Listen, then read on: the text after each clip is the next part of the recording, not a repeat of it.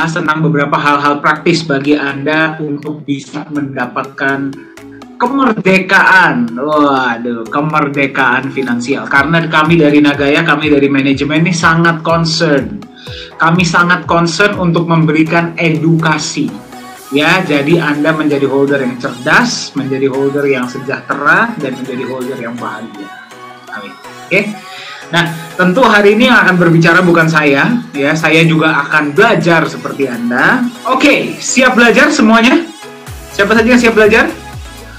Siapa yang siap mendapatkan ilmu baru? Siapa yang siap mempersiapkan masa depan keuangan kita?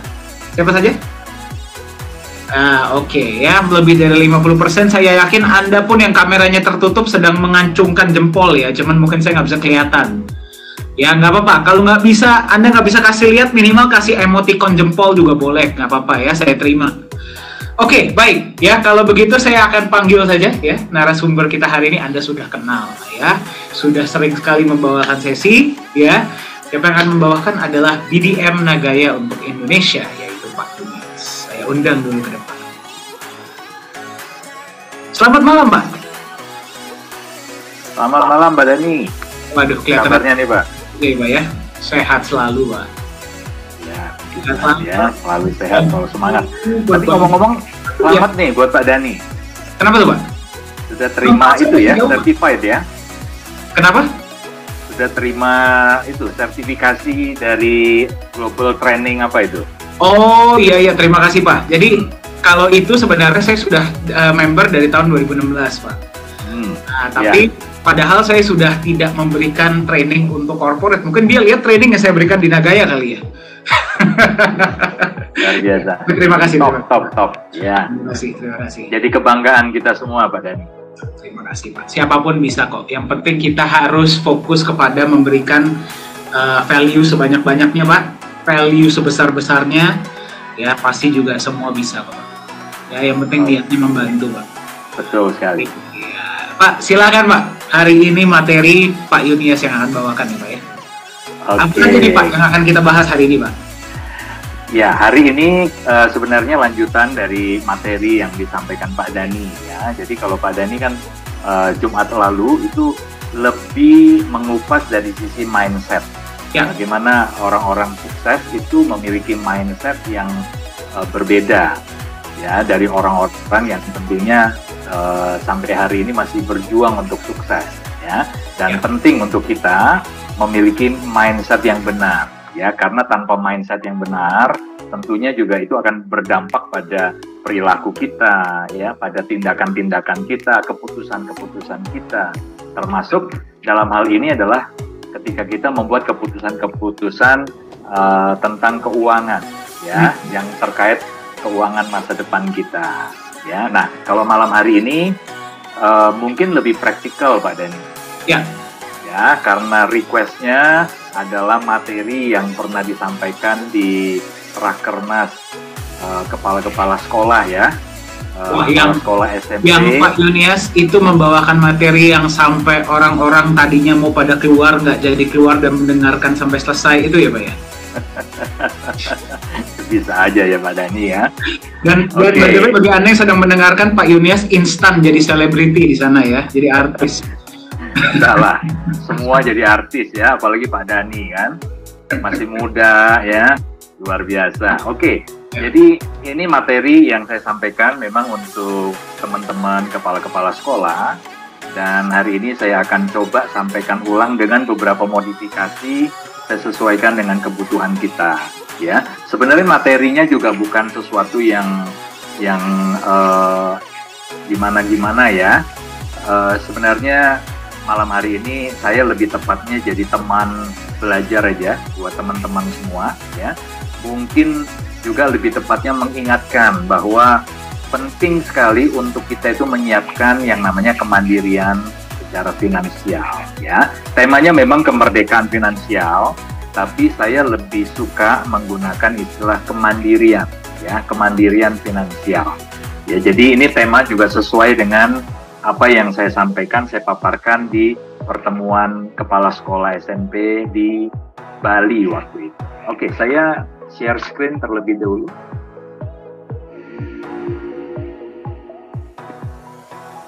Ya, oke, baik teman-teman, hari ini saya akan coba paparkan satu materi tentang kemandirian finansial. Ini suatu kebutuhan di era modern ya, saat ini. Nah, ini disclaimer bahwa materi yang kami paparkan hanyalah untuk tujuan edukasi ya, bukan sebuah saran investasi. Oke, ini dalam rangka Hari Kemerdekaan, Pak Dani. Kita masih dalam suasana Hari Kemerdekaan Republik Indonesia ke-77. Nah, saya menyampaikan juga ya, buat teman-teman, salam merdeka untuk kita semua, dan bukan cuma kita sudah terbebas dari penjajahan dalam arti kolonialisme, tapi juga harapannya kita semua juga bisa terbebas ya dari terbebas secara finansial juga. Nah, kalau kita melihat Bapak Ibu jumlah penduduk di Indonesia saat ini ya, ini perkiraan kuartal 2 tahun ini itu sudah ada di 275 juta kurang lebih penduduk Indonesia. Nah, sementara sensus penduduk tahun 2020 ya, 2020 penduduk Indonesia itu tercatat sudah berada di angka 270.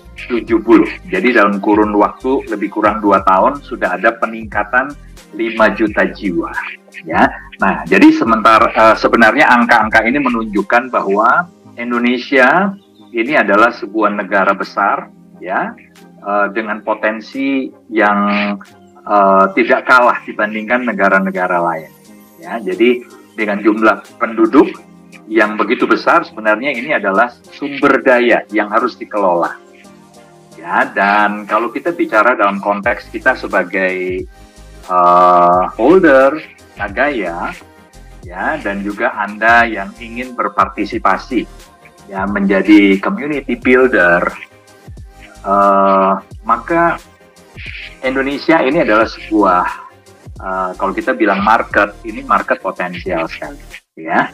Nah, tentunya kami tidak mengajak Anda untuk jualan, tapi kami mengajak Anda semua untuk berbagi ya, berbagi saja informasi tentang Nagaya ya, sekaligus kita mengedukasi mereka, penduduk Indonesia ya, sebanyak mungkin kita edukasi agar mereka juga menjadi cerdas dalam hal memilih ya, khususnya di bidang crypto aset. Ketika mereka tertarik untuk mulai berinvestasi di crypto aset, maka mereka bisa memilih aset-aset kripto yang berfundamental baik ya. Jadi sasaran kita sebenarnya teman-teman, kami mengajak Anda semua bukan untuk jualan, tapi lebih kepada mengenalkan ya, mengedukasi ya. Dan percayalah, kalau Anda mengenalkan, itu seperti Anda sedang menabur sesuatu yang pastinya kalau ada sesuatu yang ditabur, pasti juga ada yang dituai ya. Seperti kita tahu di Nagaya Anda diberi kesempatan juga untuk menjadi partner ya. Anda berpartisipasi ketika berbagi informasi dan kemudian terjadi konversi, maka Anda juga mendapatkan yang namanya apresiasi ya dari perusahaan. Oke, jadi saya cuma ingin tunjukkan bahwa Indonesia adalah sebuah negara yang sangat potensial ya. Jadi selamat Hari Kemerdekaan buat kita semua. Oke, sekarang saya akan masuk ya kepada tema kita, kemandirian finansial. Nah, definisi dari kemandirian finansial itu apa sih? Ya, secara sederhana saya bisa katakan bahwa kemandirian finansial itu adalah suatu kondisi di mana Anda semua itu terbebas dari hutang konsumtif. Ya, jadi ini kondisi pertama.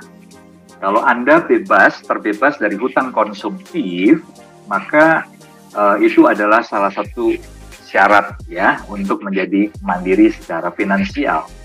Nah, harus dibedakan ya teman-teman, hutang konsumtif dengan hutang produktif. Ya, jadi kalau Anda seorang bisnismen, biasanya mungkin karena ada tujuan-tujuan tertentu ya, katakan saja ingin mengembangkan bisnisnya, katakan Anda ingin menambah outlet atau franchise ya, dan Anda membutuhkan suntikan modal, ya. Jadi Anda bisa tentunya mengkalkulasi, ya, ketika Anda memutuskan untuk ambil kredit pinjaman lunak, ya, tentunya semua sudah dikalkulasi. Artinya potensi keberhasilan dari bisnis Anda, ya, itu jauh lebih besar dibandingkan dengan kewajiban Anda untuk mengembalikan pokok dan bunganya, ya, dari hutang produktif tersebut. Nah, kalau hutang konsumtif itu seperti contohnya, ya, ini juga saya sampaikan waktu di pertemuan guru-guru di Bali, ya, seperti Anda ada yang namanya arisan panci, ya, arisan panci sampai 50 juta Anda ambil, lalu Anda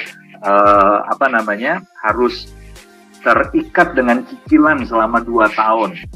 Nah, jadi kalau seandainya Anda masih terikat dengan hutang arisan panci, itu artinya Anda sebenarnya secara finansial belum mengalami kemandirian. Ya. Oke. Juga kalau seandainya Anda mungkin masih punya cicilan rumah, ya, jika dihitung-hitung Anda ambil cicilan rumah 25 tahun dan cicilan itu baru saja berjalan mungkin 2-3 tahun, berarti Anda masih punya beban selama 22 tahun, ya, untuk menyelesaikan cicilan rumah.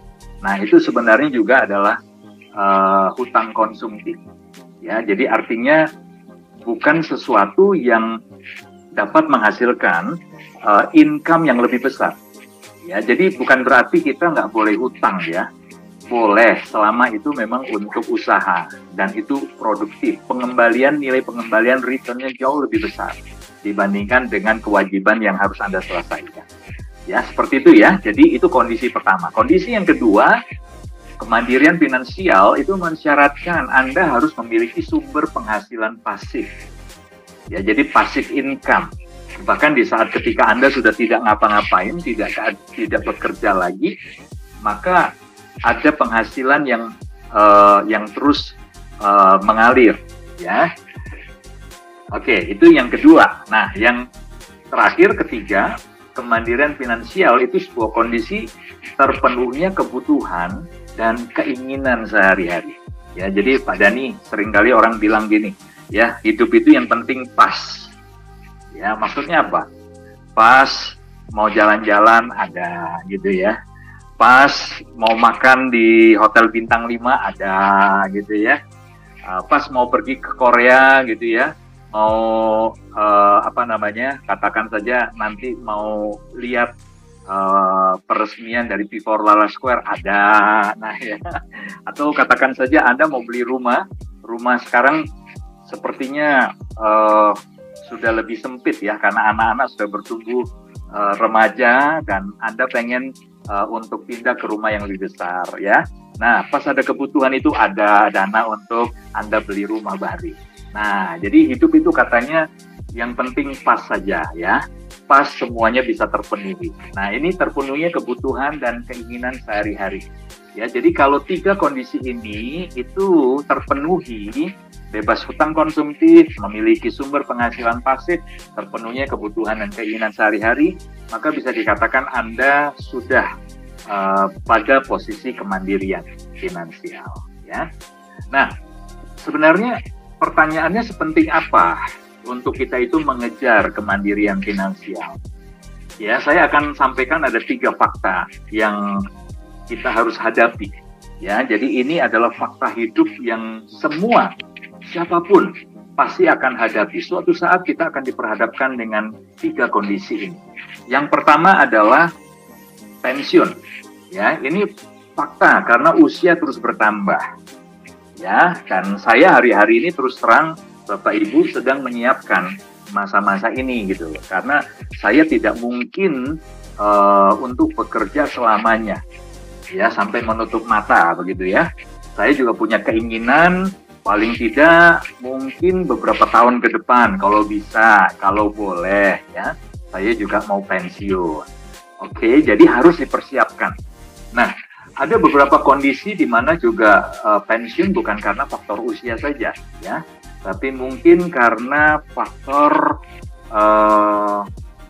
kalau kita bekerja perusahaan ada perampingan, ya. Kita tahu beberapa tahun terakhir ini karena kondisi COVID banyak juga perusahaan yang terpaksa harus mem-PHK sebagian, ya, karyawannya, atau bahkan ketika perusahaan sudah declare pilot, maka mau tidak mau Anda tidak ada pilihan, ya, tidak ada pilihan lagi. Kalau perusahaan sudah pilot, ya mau tidak mau kita harus keluar, ya, kita ter-PHK dengan sendirinya, ya. Dan juga kondisi kesehatan, walaupun mungkin belum masuk usia pensiun, tapi kalau kesehatannya juga sudah menurun sekali, ya tentunya juga kita tidak mungkin produktif lagi, ya. Jadi ini sebuah fakta, ya, bahwa kita diperhadapkan dengan pensiun. Nah, ada data dari BPS, ya, ini saya kutip, ternyata penduduk Indonesia itu 1 dari 10 penduduk Indonesia itu tidak menyiapkan masa-masa pensiunnya, alias tidak siap pensiun. Ya, jadi ini angka yang sebenarnya sangat-sangat besar, ya. Dari 10 orang hanya satu yang siap pensiun. 90% itu tidak siap untuk pensiun. Ya, tidak siap secara finansial ketika memasuki masa-masa pensiun. Nah, data OJK, ya, itu 93% belum memiliki rencana bahkan. Ya, jadi dari 10 hanya satu yang siap, 9 tidak siap. Setelah itu 93% belum memiliki rencana selepas pensiun. Nah, sementara ketika kita pensiun itu pengeluaran rutin rata-rata 94% dari sebelum kita masuk masa pensiun.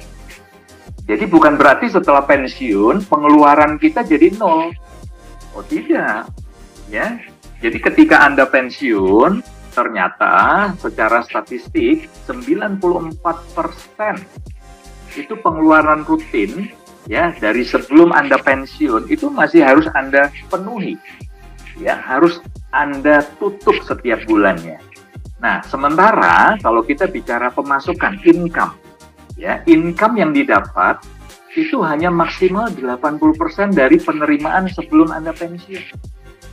Jadi masih bagus, ya, kalau 80%. Jadi artinya hanya ada penurunan kualitas hidup sebesar 20%. Nah, bagaimana jika penerimaannya itu turun drastis? Kebalik, ya, Pareto, ya, hanya 20%. Ya, penerimaan setelah pensiun hanya 20% dari penerimaan sebelum pensiun. Wah, itu sudah pasti kalang kabut, ya. Nah, sehingga tidak mengherankan, ya, ada data lain yang mengatakan bahwa 7 dari 10 pensiunan itu terpaksa masih harus mencari pekerjaan baru. Bayangin, 70% setelah masa pensiun harus tetap bekerja dan mencari pekerjaan. Tentunya karena bukan lagi di usia produktif, karena faktor usia, maka pekerjaan apapun diambil. Nah, konsekuensinya tentunya kita sulit mengharapkan penghasilan kita bisa di atas penghasilan sebelum kita pensiun. Pasti di bawah itu, ya. Bisa jadi di bawah 50% loh, Bapak Ibu. Ya, nah sekali lagi, kalau di bawah 50% berarti kan pemasukan yang didapat, ya, itu tidak sampai bahkan 80% dari penerimaan sebelum pensiun.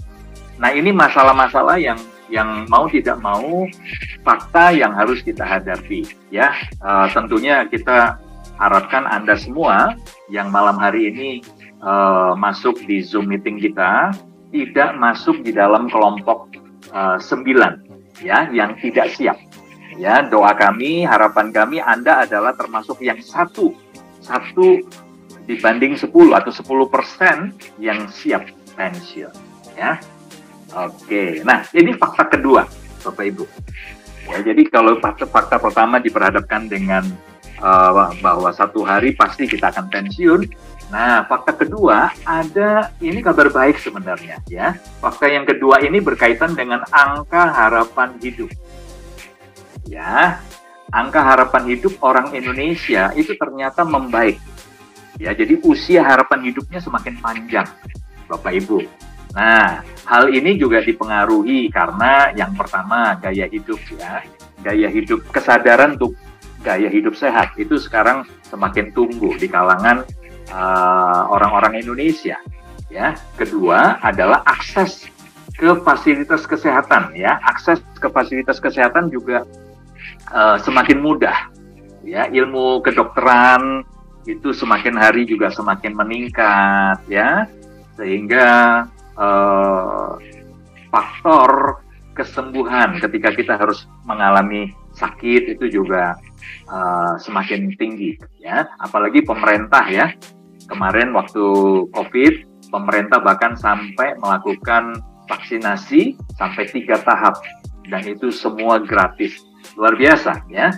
Jadi ini adalah variabel yang kedua yang menyebabkan angka atau usia harapan hidup manusia Indonesia semakin baik. Kemudian yang ketiga adalah status ekonomi, ya, keuangan yang semakin membaik. Tentunya juga kalau kita sakit kita bisa berobat, kita bisa pilih rumah sakit, kita bisa pilih obat yang terbaik juga, ya.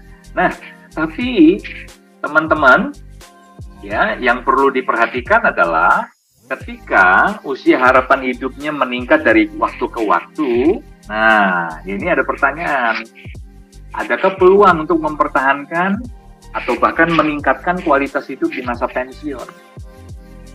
Ya, jadi ini kan fakta gitu ya, Anda semua, saya dan Anda akan pensiun, katakan di usia berapa? Di usia 60 tahun lah.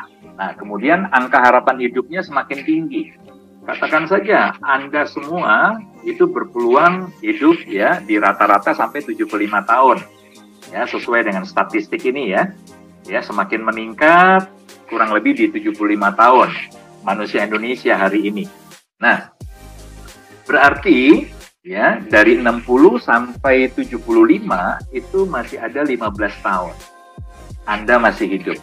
Ya, atau bahkan katakan saja ya, karena Anda saking ininya ya, menjaga gaya hidup, pola makannya juga, istirahatnya teratur, dari muda nutrisinya juga dijaga, olahraganya juga bagus, Anda punya harapan hidup sampai di usia 90. Wow, semua pasti mau ya.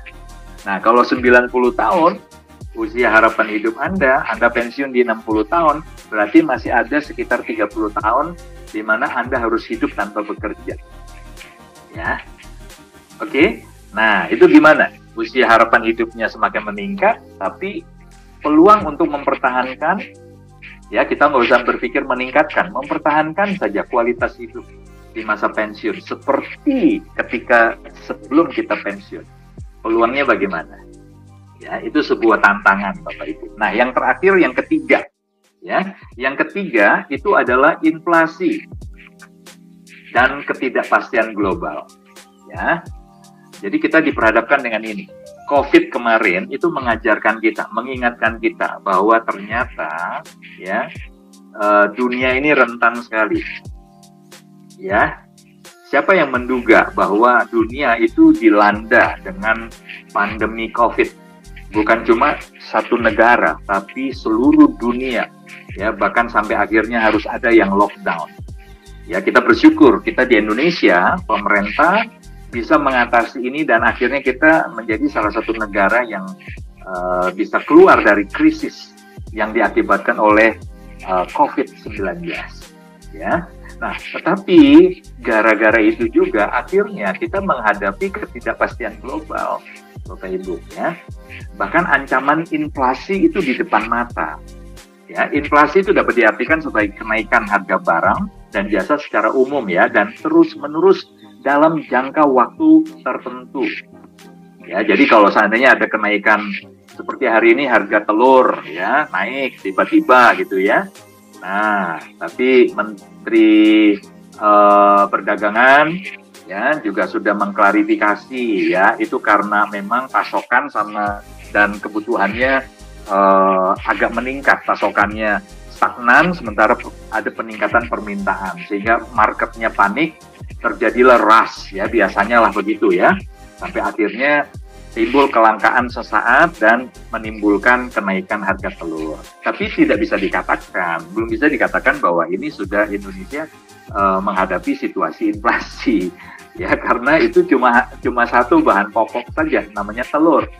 Ya, jadi biasanya inflasi itu akan diikuti oleh kenaikan barang-barang yang lain, ya, dan itu berlangsung dalam waktu tertentu yang cukup panjang, cukup signifikan, ya.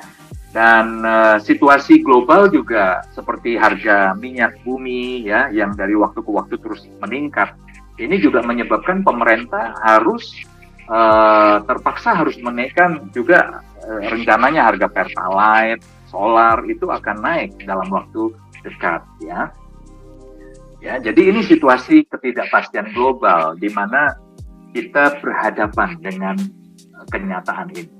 Nah, ini saya coba kutip, ya, situasi ekonomi dunia pasca pandemi dari Jokowi yang beliau sampaikan di tanggal 23 Mei. Ya, ini diangkat oleh CNBC Indonesia itu tanggal 24 Mei. Ya, tapi beliau sampaikan itu di tanggal 23 Mei 2022. Ya, nah, situasi di kawasan Asia Pasifik, ya, ini pasca pandemi, 70% total pengangguran dunia, ya. Jadi ada peningkatan, ya, pengangguran dunia itu meningkat sebesar 70%. Kemudian 80 juta penduduk itu masuk ke jurang kemiskinan yang ekstrim. Ya, ini situasi global, ya, bukan situasi di Indonesia, tapi secara global.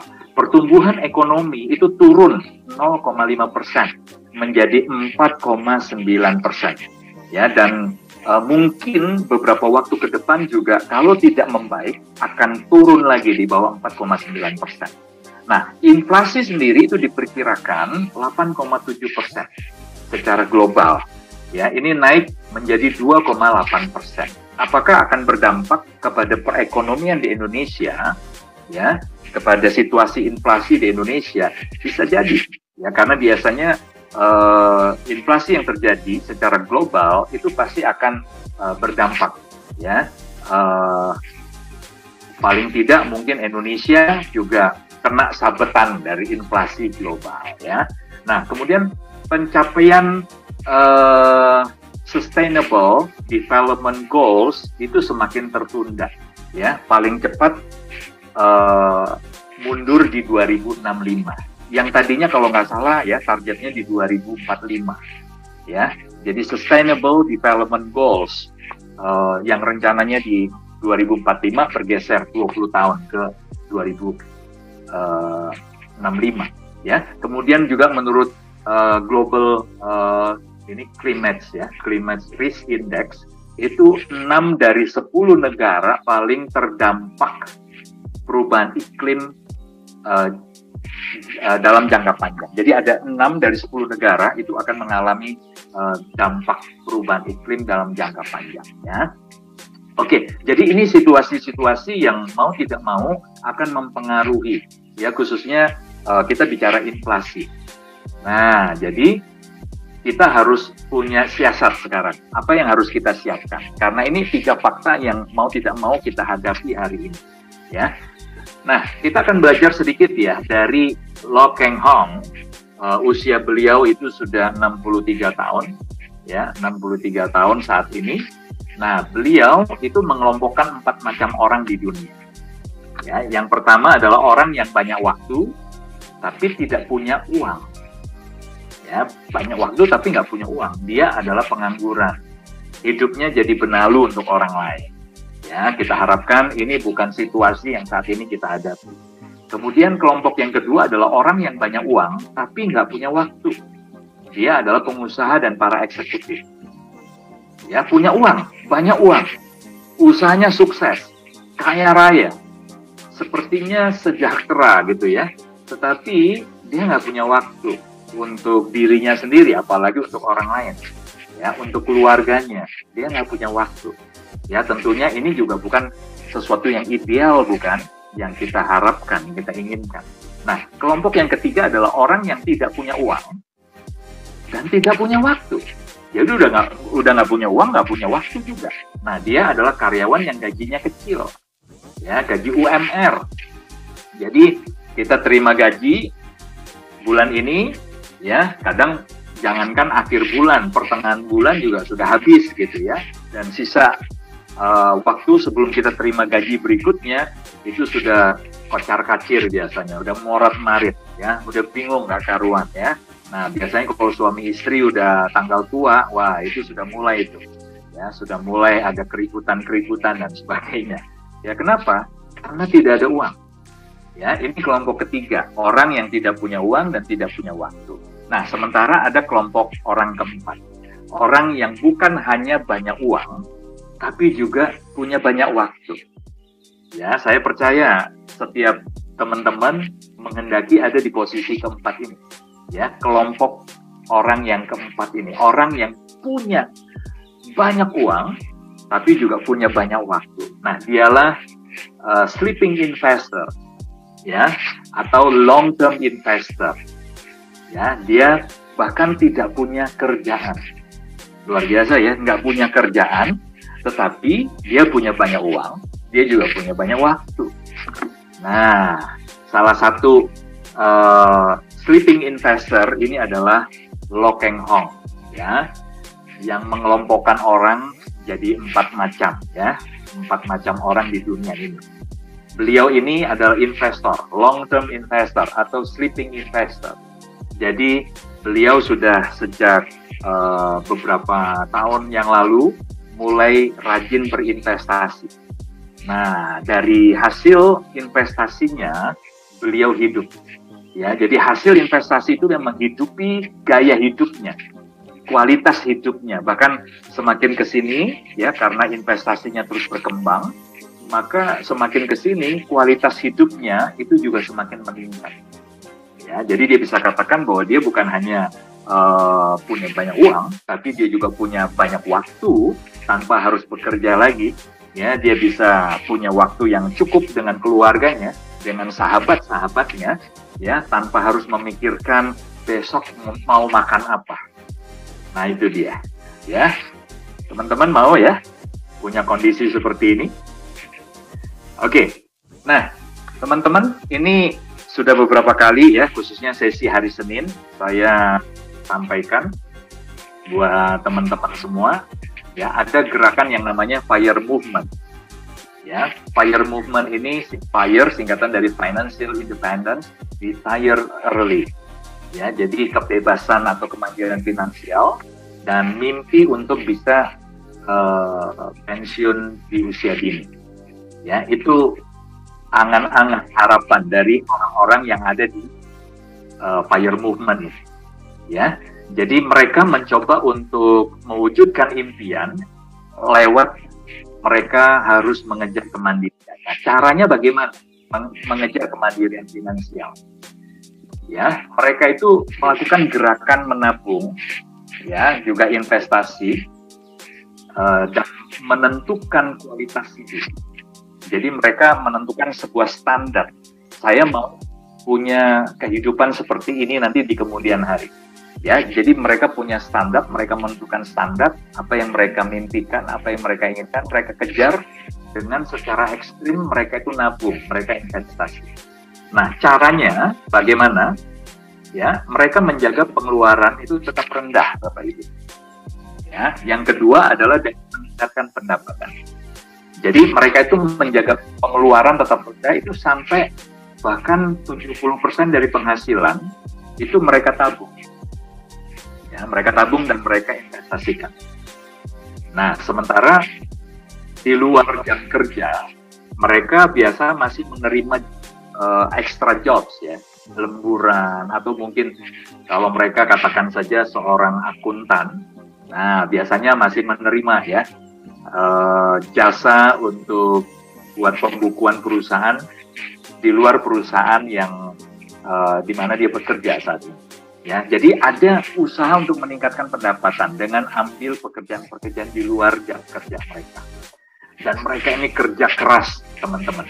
Mereka kerja keras, mereka berhemat, Bahkan ekstrimnya tadi sudah saya katakan bisa sampai 70%. Ya.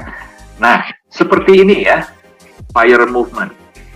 Jadi semisal ya, mereka punya penghasilan itu 10 juta per bulan. Berarti penghasilan mereka dalam tahun itu adalah 120 juta. Nah, FIRE movement itu menetapkan mereka bisa dikatakan mandiri secara finansial jika mereka sudah punya tabungan sebesar 30 kali, 25 sampai 30 kali penghasilan tahunan mereka saat ini. Ya, jadi kalau penghasilan saat ini 10 juta, per tahunnya 120 juta, maka dalam waktu 30 kalau dikalikan 30, itu artinya di tabungan mereka sudah harus ada 3,6 miliar. Nah, menjadi pertanyaannya adalah bagaimana mereka bisa mewujudkan punya tabungan 3,6 miliar ini dalam waktu singkat. Ya, jadi cita-cita mereka adalah mereka mau terbebas dari harus terikat dengan sebuah pekerjaan, harus bekerja di sebuah perusahaan.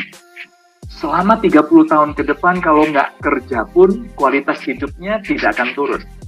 Ya, dengan ukuran 10 juta per bulan ya.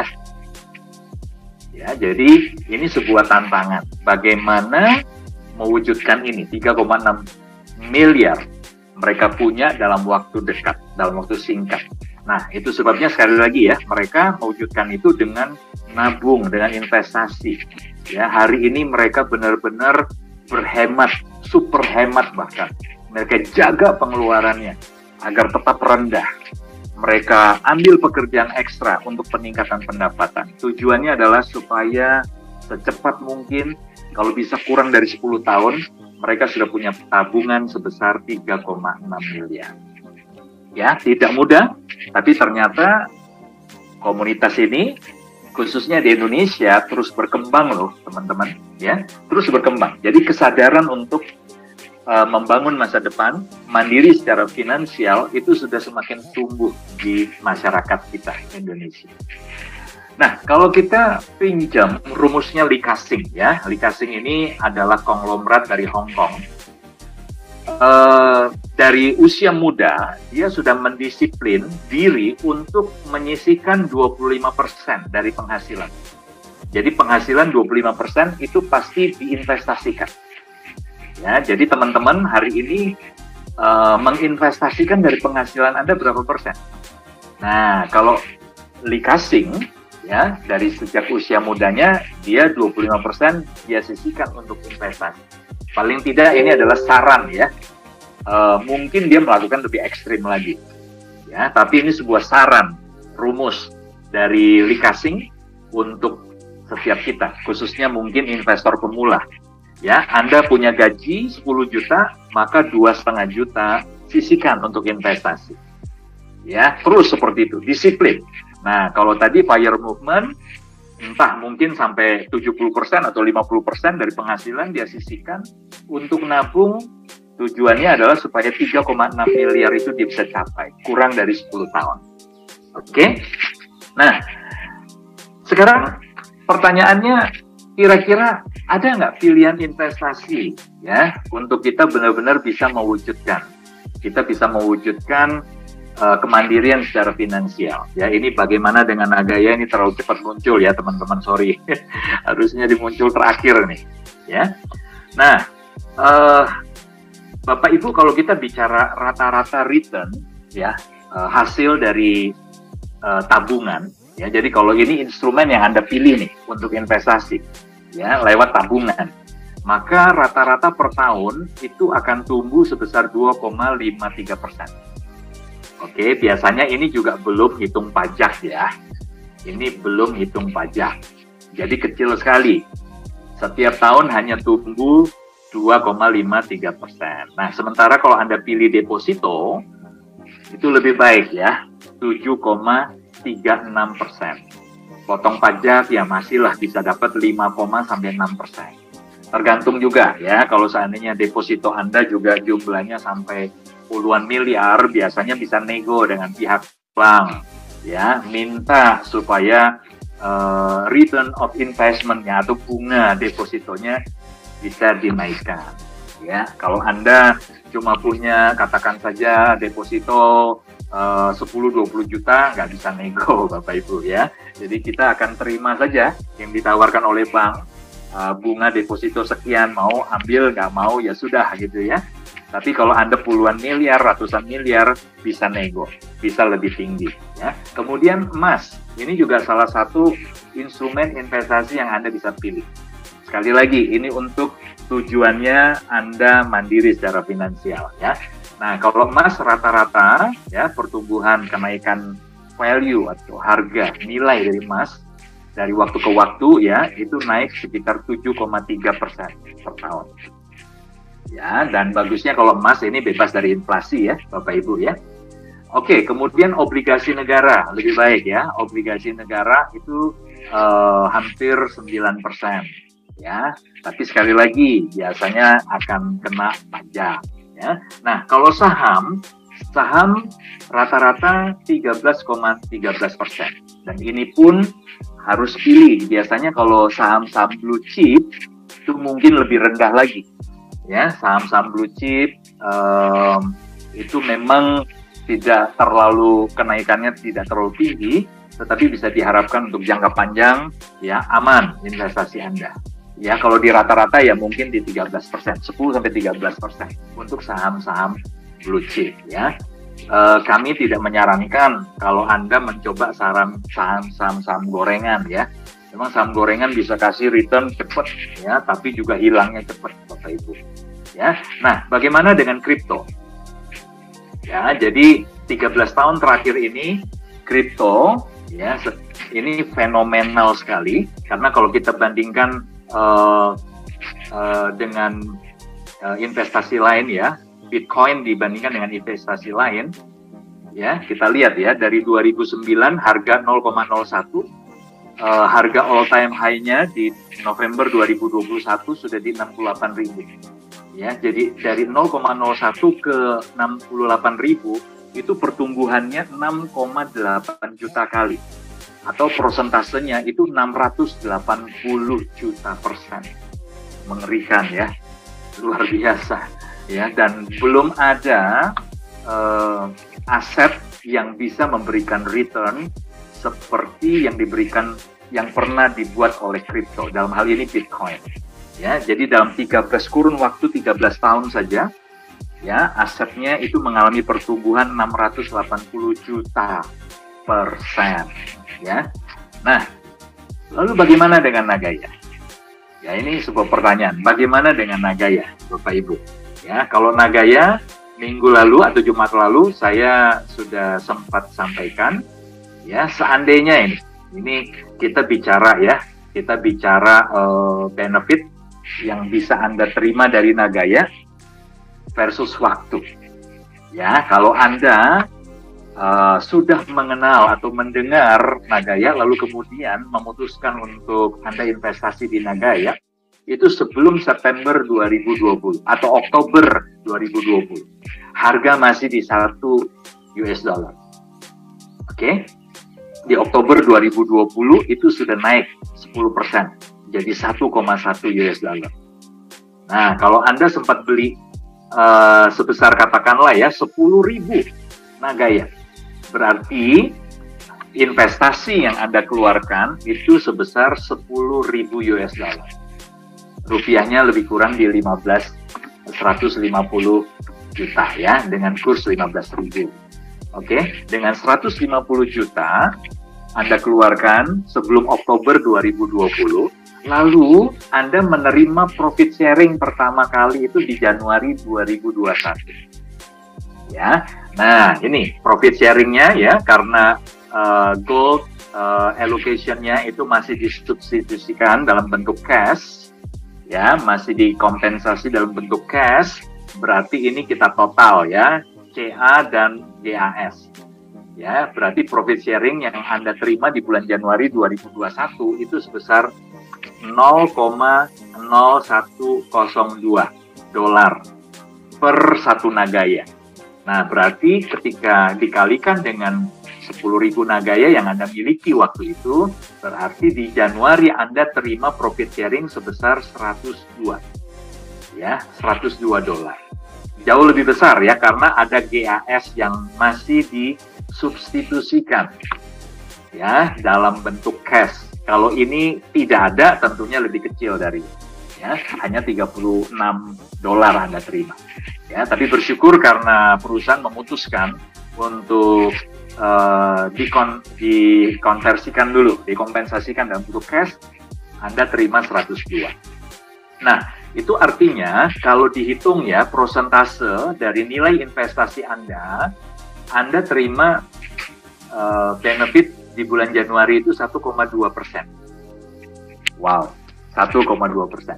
Nah, sampai dengan Desember 2021, ya seandainya tidak ada peningkatan, ya kita bicara nggak ada peningkatan nih, profit sharingnya tetap di 0,0102 dolar per Nagaya, ya. Maka selama 1 tahun Anda sudah terima benefit itu 12,24%, Bapak Ibu.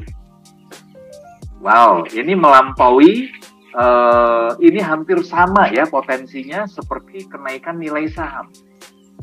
Nah, itu baru kenaikan nilai saham, Bapak Ibu. Ya, kita belum bicara kenaikan nilai Nagaya. Ya, ini baru profit sharingnya saja. Profit sharingnya saja Anda menerima 12,24% loh, dengan memiliki 10.000 Nagaya. Ya, artinya sebenarnya dari gambaran ini saja Anda tahu bahwa Nagaya pilihan yang jauh lebih baik. Betul tidak?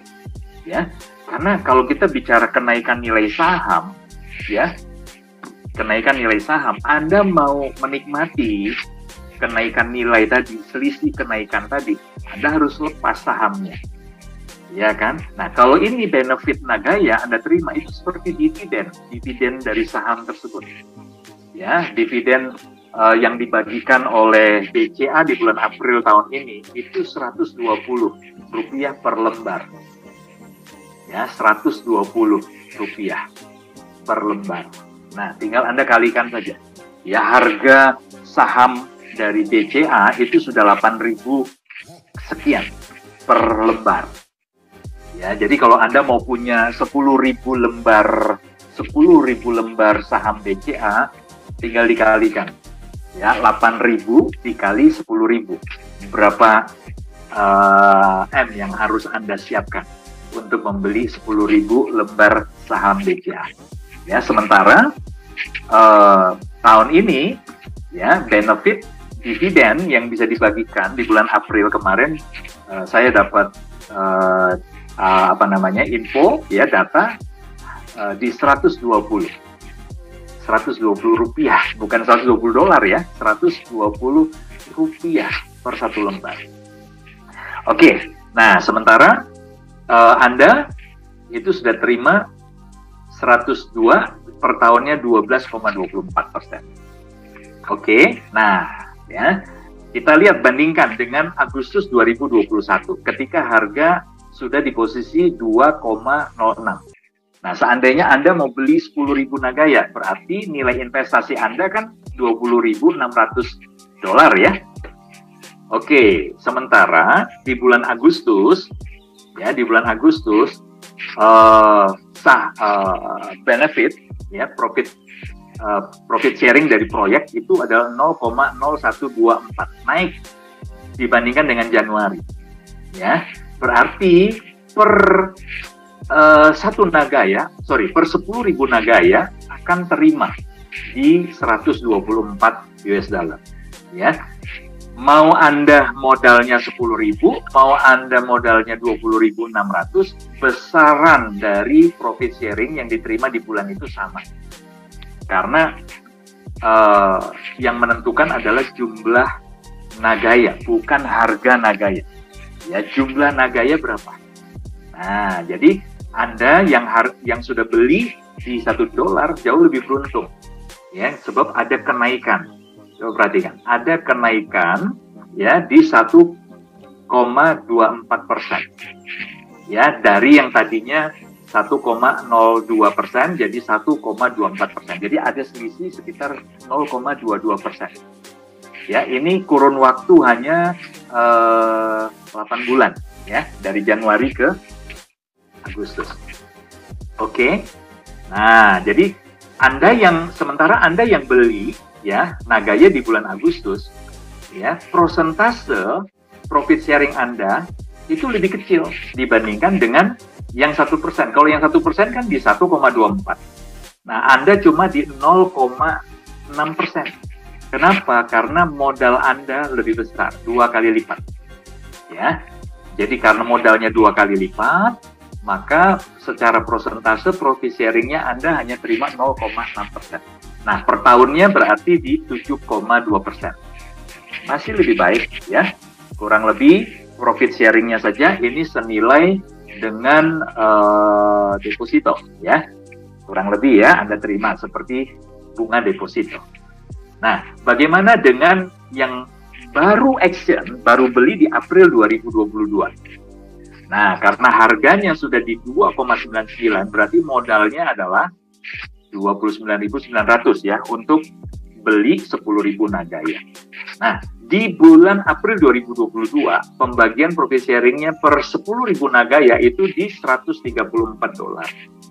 Ya, bagi Anda yang harga Nagaya di $1, berarti ya Anda menerima prosentase profit sharing yang lebih tinggi lagi dibandingkan bulan Agustus 2021. Ya, sekarang sudah di 1,34%. Nah, sementara Anda, ya ini persentase, profit sharing-nya sama ya, yang Anda terima ketika modal Anda di 29.900. Ya, Anda menerima kurang lebihnya di 0,45%. Ya, per tahunnya berarti 5,4%. Ya, nah yang terakhir, ya Agustus 2022. Oke, di Agustus ini, kalau Anda mau beli 10.000, berarti Anda harus siapkan 34.800 US dollar. 34.800 dolar. Ya, untuk beli 10.000 Nagaya. Nah, sementara bulan ini, ya, pembagian profit sharing-nya adalah di $135 per 10.000 Nagaya. Nah, bagaimana dengan teman-teman yang sudah punya Nagaya sejak harga $1? Ya, prosentase profit sharing-nya itu naik lagi di 1,35%. Sementara Anda yang baru action di bulan ini, Anda hanya berpotensi terima di 0,38. Kenapa berpotensi? Karena sebenarnya Anda belum terima di bulan ini. Ya, nanti baru 3 bulan ke depan Anda baru terima. Ya, dan kita belum punya data kan 3 bulan ke depan. Saya pakai simulasi profit sharing di bulan Agustus saja. Ya, itu artinya secara prosentase semakin kecil, 0,38%. Per tahunnya adalah 4,56%. Tapi jangan berkecil hati ya teman-teman ya. Anda mungkin berpikir, waduh, berarti semakin kecil semakin rugi dong. Enggak ya, ini kan baru dari satu proyek. Ingat, kita lagi kejar proyek kedua. Ketika masuk penjualan 6 juta, proyek kedua jalan. Nah, berarti ketika proyek kedua jalan, Anda akan menerima 2 kali profit sharing. Ya, potensinya adalah ini kalikan 2 teman-teman. Ya, kalau ini dikali 2 sudah 0,76. Oke. Nah, bagaimana nanti ketika sudah 3 proyek? Ya, rencananya ini masih rencana ya. Kita doakan semoga terwujud ya. Ketika kita sudah mencapai 10 juta penjualan, proyek ketiga jalan. Setiap 10 hari Anda akan terima profit sharing. Ya, potensi ini kalikan 3. Ya, tapi apakah pasti kali 3? Belum tentu. Karena kita nggak tahu potensi proyek ketiga itu seperti apa. Proyek kedua seperti apa. Bisa lebih tinggi ya dari 0,38% di bulan ini, ya, bisa juga lebih rendah, tergantung apa proyeknya, ya. Nah, kesimpulannya apa, teman-teman? Kalau Anda lihat simulasi ini, kesimpulannya apa? Kesimpulannya adalah semakin awal Anda memutuskan untuk beli Nagaya, maka benefit yang Anda terima semakin tinggi. Semakin Anda menunda, maka sebenarnya juga Anda menunda peluang untuk mengalami kesejahteraan yang semakin baik di kemudian hari. Ya, jadi orang-orang yang sudah berani memutuskan di awal, tentunya mereka lah orang-orang yang akan menerima benefit yang lebih maksimal. Ya, oke. Saya lanjutkan sedikit ya teman-teman. Semoga tidak kepanjangan. Oke, Bapak Ibu, apa bedanya investasi dan trading? Ya, secara singkat ya, kalau investasi itu Anda buy dan hold, buy and hold. Sementara kalau trading itu Anda buy untuk tujuan ada ada selisih harga, Anda sell, ya, atau Anda cut loss. Ya, jadi investasi pada umumnya adalah kegiatan membeli aset kripto untuk disimpan dalam jangka waktu lama dan aset tersebut hanya disimpan saja. Ya, sementara trading itu memanfaatkan volatilitas pasar ya untuk membeli dan menjual aset kripto dalam waktu yang cukup singkat. Ya, nah tipe Anda seperti apa?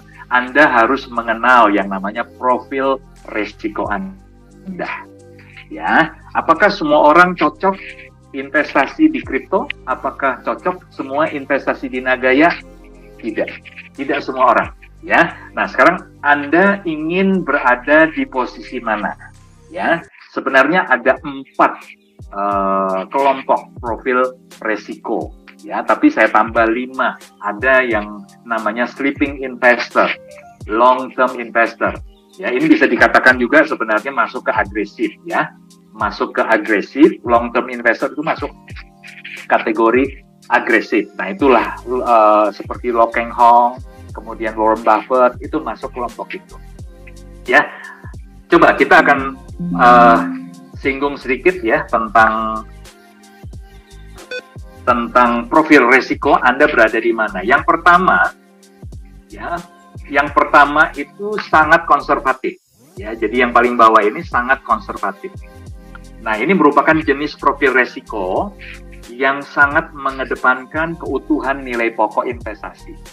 Ya, dan tidak ragu jika harus melepas potensi keuntungan lebih besar. Jadi intinya begini, kalau Anda investasi ya di salah satu instrumen investasi, bahkan sampai pokoknya modalnya Anda nggak mau loss. Ya, jadi Anda nggak rela. Ya, bahkan nggak rela kehilangan 1% pun dari modal. Nah, itu Anda sangat konservatif. Profil risiko Anda.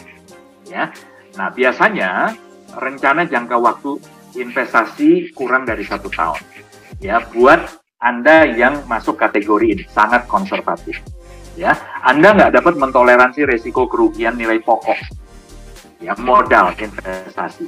Sehingga biasanya investor akan cenderung memilih produk investasi berupa pilihannya itu nggak banyak, ya, seperti tabungan. Walaupun bunganya per tahun cuma di 2,35%, ya, kecil sekali. Tapi lebih aman, bisa tidur nyenyak gitu ya. Bahkan kalau di bawah 10 juta sudah bisa dipastikan setiap bulan pasti akan tergurus ya. Dana Anda bukannya bertambah malah berkurang karena kena biaya admin ya. Nah, kemudian deposito ya, lebih nyaman ya. Ada yang bulanan, ada yang tribulanan, ada yang 6 bulanan, ada yang 1 tahunan ya. Nah, kemudian juga reksadana pasar uang yang dapat dicairkan kapan saja. Oke, kalau deposito Anda ambil 1 tahun, bisa dicairkan kapan saja, tapi kena penalti. Oke, nah itu yang pertama. Yang kedua, jenis profil risiko kedua adalah konservatif.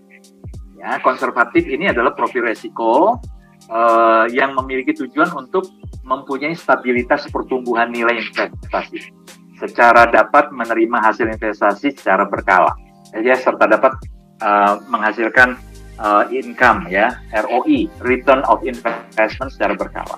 Biasanya rencana jangka waktunya hanya di 1-3 tahun, ya, 1-3 tahun. Ya, nah seorang investor di kategori ini dapat mentoleransi risiko tapi rendah. Kalau yang sangat konservatif tidak mau ada kehilangan 1% pun nggak mau. Kalau ini bisa toleransi tapi rendah. Ya biasanya ya kalau masih di bawah 5-10% masih oke lah. Ya. Nah biasanya kalau sudah mendekati, katakan aja mendekati loss di 10%, dia akan mencairkan dana. Ya, jadi kalau ada penurunan saham, katakan aja nilai sahamnya turun di 10% cut loss, 5% cut loss. Ya, umumnya jenis investor ini hanya mengalokasikan sebagian kecil modalnya pada instrumen investasi risiko tinggi seperti saham atau obligasi. Ya, jadi kalau ada pun dia menyisikan hanya mengalokasikan modal kecil untuk saham dan obligasi. Ya. Nah, yang ketiga, Bapak Ibu, yang ketiga itu moderat. Nah, kalau moderat, ya ini profil risiko investasi di mana Anda bertujuan untuk memperoleh keuntungan secara berkala dan investasinya juga memiliki pertumbuhan modal dalam jangka menengah sampai panjang. Ya, jadi modalnya juga pengen bisa bertumbuh, sementara Anda juga bisa memperoleh keuntungan secara berkala. Ya, modalnya semakin besar, di compound biasanya, ya ada faktor compounding, tapi keuntungannya juga Anda bisa withdraw. Ya, biasanya rencana jangka waktu investasi 3-4 tahun.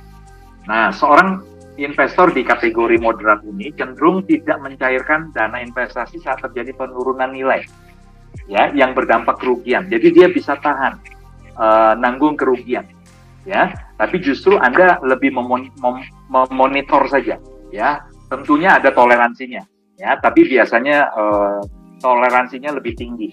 Biasanya mungkin di 30-40%, ya. Baru kemudian dia harus putuskan apakah mau cut loss atau dinaikkan resikonya ke 50%. Nah, sementara agresif, kalau agresif Bapak Ibu, ya ini tipe investor yang mempunyai tujuan untuk mengembangkan nilai pokok investasi, ya dengan tingkat keuntungan maksimal dalam jangka panjang. Jadi dia tidak berpikir untuk ngambil keuntungan secara berkala, ya jadi dikompon terus, ya dikompon terus, ya. Seperti itu Bapak Ibu. Biasanya rencana jangka waktu investasinya lebih dari 4 tahun. Ya, seorang investor dengan profil agresif biasanya cenderung tidak akan mencairkan dana, ya dana investasinya jika di kemudian hari sedang terjadi penurunan atas nilai investasi bahkan berpotensi mengalami kerugian. Ya, jadi seperti Warren Buffett ya Bapak Ibu, dia nggak lihat chart. Jadi setelah secara fundamental dia pelajari ya perusahaan di mana sahamnya nanti dia akan beli, ya dia akuisisi, dia fundamentalnya bagus, harga sahamnya juga dia beli di harga rendah, ya setelah dia beli udah dia nggak tengok, biasanya setelah sekian lama ya mungkin setahun sekali baru dia buka itu, dia cek ada pertumbuhan tidak atau bahkan penurunan. Dan selama dia yakin bahwa fundamental perusahaan itu bagus, maka dia akan biarkan. Dia nggak akan berpikir udah cut loss saja. Ya, bahkan ketika terjadi penurunan yang sangat dalam, dibiarkan saja. Karena dia tahu bahwa ini sebenarnya masih undervalue. Ya, cuma karena kondisi-kondisi ada faktor X yang menyebabkan nilai saham perusahaan tersebut turun. Tapi di kemudian hari dia yakin bahwa ini akan rebound, ya akan terbang lagi. Dan disitulah dia akan menikmati keuntungan dalam jangka panjang. Ya, nah Anda profil risiko di mana? Ya, saya tentunya nggak bisa telepati Anda ya, Pak Dhani tipe risiko ini ya, atau Anda tipe risiko ini, saya nggak bisa menentukan. Nah, untuk menolong Anda, ini ada satu tools. Ya, ini ada satu tools, kalkulator profil risiko. Ini sebenarnya tersedia di internet, free. Ya, dan ini adalah salah satu ini sebenarnya produk dari salah satu perusahaan insurance di Indonesia. Tapi siapa saja boleh pakai ya. Jadi saya munculkan di sini. Kita perlu berterima kasih tuh sama perusahaan insurance tersebut ya. Jadi silakan Anda bisa hitung dengan kalkulator profil risiko ya. Silakan masuk, ada data Anda isi, Anda jawab. Nanti di sana akan muncul Anda itu moderat kah, konservatif kah, ya sangat konservatif kah, atau jangan-jangan Anda agresif begitu. Ya. Nah, ini bagian terakhir ya. Saya mau kasih case study, studi kasus terakhir sebelum nanti kita akan mungkin ada waktu kita akan diskusi ya. Pak Dhani, umur saya sekarang 51 tahun Pak Dhani, usia hari ini ya, dan kalau boleh nih, saya berencana pensiun umur 55. Kalau boleh, ya, kalau direstui, ya. Artinya itu nanti di 2026. Tapi ini baru ilustrasi saja ya. Siapa tahu nanti saya baru pensiun di usia 60 bahkan 70 tahun, saya nggak tahu. Oke. Nah, angka harapan hidup, katakanlah ya, karena saya juga jaga makan, istri saya juga jagai saya juga mulai rajin olahraga lagi. Nah, saya masih punya usia harapan hidup setelah pensiun 30 tahun. Jadi usia harapan hidup, angka harapan hidup saya di 85 tahun.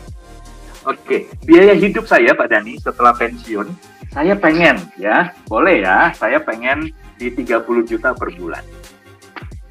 Ya, kan saya mau mempertahankan nih ceritanya kualitas hidup setelah pensiun.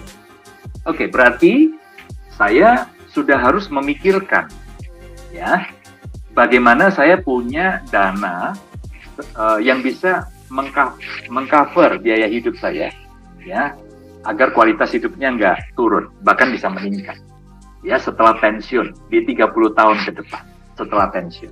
Nah, kalau saya hitung berarti tahunannya kan 360 juta. Ya, kalau saya pensiun di umur 55 dan 30 tahun ke depan saya nggak mau kerja lagi, artinya saya harus siapkan dana 10 miliar 800 juta. Wow, 10 miliar 800 juta. Gimana caranya ya? Saya nabung, karena waktu produktif saya tinggal 4 tahun nih ceritanya. Jadi saya punya waktu hanya 4 tahun, di mana saya punya tabungan 10,8 miliar. Oke, solusinya ada di Nagaya. Ya, buat saya menemukan solusi itu di Nagaya. Oke, kita pakai prediksi nilai Nagaya di 100 US dollar. Sepertinya sih 4 tahun ke depan 2026 $100 tercapai lah. Ya. Bahkan sebelum itu sepertinya tercapai ya. Oke lah, kita ambil angka pesimis saja ya. Di 2026 waktu saya pensiun, satu Nagaya sudah $100. Artinya per rupiahnya adalah 1,5 juta. Nah, berarti untuk saya mewujudkan 10,8 miliar di 2026, saya harus menyiapkan 7.200 Nagaya yang di hold, yang ditahan. Jadi beli bukan untuk dijual. Pak Dhani, ini banyak teman-teman nih ya, baru punya 100-200 udah buru-buru mau jual tuh, peer-to-peer. Saya bingung ya, padahal saya lagi berjuang nih, mau punya 7.200 Nagaya dan di hold, ditahan sampai minimal di harga 100. Ya, kenapa? Karena ketika harga 100 US dollar, saya sudah bisa mewujudkan impian saya. Saya sudah punya 10,8 M. Teman-teman kalau nggak percaya dikalikan saja itu, 7.200 Nagaya kali 1,5 juta rupiah. Itu persis angkanya, 10,8 miliar. Ya, 10 miliar 800 juta. Ya, oke. Jadi sisa waktu produktif saya 4 tahun, Pak Dhani. Dan saya mau kejar, minimal saya punya 7.200 Nagaya. Tapi ngomong-ngomong, Pak Dhani, harusnya saya sudah nggak usah kejar. Karena angka ini sudah tercapai. Bahkan lebih. Ya? Bahkan lebih. Karena angka ini sebenarnya sudah tercapai dari sejak Oktober 2020 kemarin. Jadi sebenarnya kalau saya mau pensiun boleh dong, Pak Dhani, mulai sekarang. Boleh nggak, Bapak Ibu? tinggal nunggu prediksi nilai Nagaya mencapai potensi di 100. Kalau tahun depan, 2 tahun ke depan sudah 100, harusnya saya bisa pensiun ini. Oke ya, jadi teman-teman, ternyata Nagaya bisa jadi solusi ya. Ini kesimpulan akhirnya. Ya, jadi Anda kalau melihat sebuah peluang potensi di Nagaya, maka Anda sudah mulai bisa mengkalkulasi. Ya, hitungannya mungkin seperti ini, silakan. Ya, usia Anda hari ini berapa? Anda berencana pensiun di usia berapa? Kemudian angka harapan hidup Anda dan istri, kalau saya punya istri ada anak ya, tapi anak sudah dewasa. Ya, jadi dengan angka ini menurut saya cukuplah saya sama istri sampai usia 85 tahun. Nah, bagaimana dengan Anda? Ini perencanaan saya. Ya, jadi kalau boleh ya gimana ya, sebaiknya ya saya sih cuma bilang ini sebaiknya ketika Anda sudah punya 100-200 Nagaya, hari ini jangan berpikir jual, ya, pikirlah nambah sampai minimal sama tuh seperti yang saya punya 7.200 Nagaya. Pak Dhani, saya kembalikan kepada Anda. Luar biasa banget Pak, ilmunya terima kasih banyak ya. Hari ini ilmunya benar-benar sangat sangat wow, sangat ini banget ya Pak ya, sangat praktikal, sangat applicable, sangat dalam daging semua. Kita ngomong angka ya, kita ngomong praktis, bagaimana caranya kita bisa mengaplikasikannya dalam hidup kita ya, bagaimana caranya kita bisa merencanakan ya finansial kita di masa depan, mempersiapkan diri kita untuk pensiun. Ya, pensiun itu beda-beda untuk setiap orang. Pensiun itu nggak harus nunggu umur ya, bahkan seperti yang tadi kita dengar di Fire Movement, banyak teman-teman kita yang masih muda pun sudah pensiun. Apa itu pensiun? Anda punya cukup uang ya, tanpa Anda harus bekerja. Anda sudah boleh pensiun. Ya, ngomong-ngomong tentang pensiun Pak ya, tadi saya lihat komentarnya Pak, banyak yang bilang jangan pensiun dulu Pak katanya Pak. Ilmu Yunias masih dibutuhkan katanya Pak. Ya, nggak akan pensiun dalam 1-2 bulan ya. Setuju ya Bapak Ibu ya? Jangan pensiun dulu ya, minimal sampai Nagaya masuk market ya. Oke, baik. Terima kasih Pak Yunias ya. Inilah alasannya Bapak Ibu bagi Anda yang sedang menyaksikan ya, kenapa teman-teman kita di Bali kemarin, para di Rakernas itu ya, sampai sangat terkagum-kagum dengan Pak Yunias karena materinya keren. Keren ya? Setuju ya? Siapa yang dapat manfaat hari ini? Boleh saya lihat tangannya? Siapa saja yang dapat manfaat? Mungkin lebih tepat karena applicable kali Pak ya, bukan karena keren apa ya, tapi lebih karena bisa diaplikasikan. Ya, kerennya gara-gara applicable Pak. Ya kan keren itu kan bisa banyak macam. Oke, ya semoga ilmu tadi bermanfaat untuk Anda, tapi jangan cuma didengarkan ya, dicatat oke, bagus, tapi juga aplikasikan. Hitung ya, Anda silakan duduk dengan keluarga, Anda hitung sendiri ya, kita kapan sih ya kepengen pensiun, kepengen bisa financial freedom, kepengen bisa bebas ya, bebas tanpa harus bekerja, kita bisa keliling dunia misalkan ya, mau jalan-jalan, pas-pasan ya tadi ya Pak Yunias ya. Ya. Pas mau beli apa bisa, pas mau kemana bisa ya, kapan ya, Anda silakan hitung. Ya, Anda hitung, Anda rencanakan hidup Anda, karena kalau Anda nggak rencanakan hidup Anda, siapa lagi yang mau rencanakan? Ya, kalau Anda nggak peduli dengan diri Anda sendiri, siapa yang akan peduli dengan Anda? Ya, jadi strategi tadi ya Anda catat dan Anda aplikasikan, Anda hitung-hitungan sendiri. Oh, berarti saya perlu sekian dalam waktu sekian. Ya, kalau misalkan selain Nagaya Anda punya pilihan lain silahkan, tapi kalau dari sudut pandang saya dan Pak Yunias, ya Nagaya ini pilihan yang terbaik dan yang paling masuk akal. Ya, karena hitung-hitungannya masuk, konsepnya masuk ya, kita sudah sebentar lagi lah istilahnya. Ya, oke Pak, saya sedikit rangkum ya Pak ya. Tadi yang saya dapatkan dari materi Bapak ini keren banget ya. Tadi kita berbicara tentang hutang produktif versus hutang konsumtif. Ya, kemudian hanya 1 dari 10 yang sudah merencanakan pensiun mereka. Betul ya Pak ya? Betul. Ya, itu sangat tragis ya menurut saya ya. Bahkan Pak, orang tua saya pun ya, Papa sudah meninggal, sudah almarhum. Ya, ketika Papa waktu itu sudah diberhenti kerjakan, ya di PHK ketika itu, Papa itu tidak bekerja dan ya tidak punya rencana bagaimana caranya bisa menghasilkan income. Itulah kenapa ya bagi Anda juga yang sedang mendengarkan ya, saya tadinya harusnya tuh menjadi dokter Pak. Ya, saya harusnya ambil kuliah kedokteran, tapi orang tua saya tidak bisa, saya kuliah kedokteran kan mahal ya Pak ya. Jadi tidak bisa mengirim saya ke kuliah kedokteran, makanya saya nggak bisa jadi dokter. Dan saya harus bekerja di umur saya yang 18 tahun untuk membantu keluarga, karena Papa di PHK.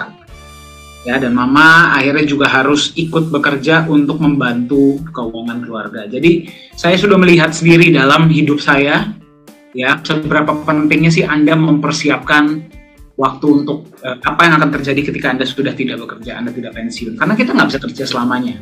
Walaupun bos Anda sayang dengan Anda, walaupun bos Anda sangat membutuhkan Anda, tapi ya akan ada saatnya Anda pun sudah nggak akan bisa bekerja lagi. Apa yang akan terjadi ketika itu sudah terjadi? Anda punya tidak aset yang bisa menopang hidup Anda? Ya, itulah pertanyaan yang harus Anda tanyakan kepada diri Anda sendiri. Kalau waktu Anda untuk mengarah ke pensiun tinggal sebentar lagi, ya berarti Anda harus cari solusi yang paling make sense sekarang. Ya, bagus kalau Anda masih, saya nggak menggunakan kata tua ya, saya menggunakan kata senior, jauh lebih senior. Kalau masih junior, oke, waktu Anda masih panjang. Cuman jangan juga kita main-main. Ya, nggak. Saya merasa kemarin baru 18 tahun, tiba-tiba udah 27 aja gitu ya. Nah, jadi untuk yang masih muda, persiapkan. Bagi Anda yang juga sudah lebih senior, masih ada waktu. Anda tidak terlambat. Ya, Anda berada di Zoom meetingnya Nagaya. Silakan pelajari konsep Nagaya. Di YouTube banyak videonya ya. Atau tanya yang mengundang Anda. Kemudian setelah kita pensiun, pengeluaran tetap ada, bahkan tadi 93% ya Pak ya? Betul ya? 93% pengeluaran itu tetap ada, bahkan kalau kita menghitung inflasi, berarti pengeluaran kita tambah besar di masa depan ya. Kemudian angka AHH ya, angka harapan hidup. Angka harapan hidup justru meningkat. Ini juga disampaikan oleh, kalau Anda perhatikan, disampaikan oleh Profesor Jung. Dengan ya sekarang kita sudah mulai health conscious ya, banyak yang mulai makanan sehat ya, tanpa MSG lah, gluten free lah ya. Kemudian kita juga sedang mengarah ke polusi juga akan berkurang gara-gara akan lebih banyak mobil listrik ya. Terus kemudian ilmu kedokteran juga tambah canggih, berarti harapan hidup kita meningkat ya. Terus kemudian kita berbicara tentang inflasi.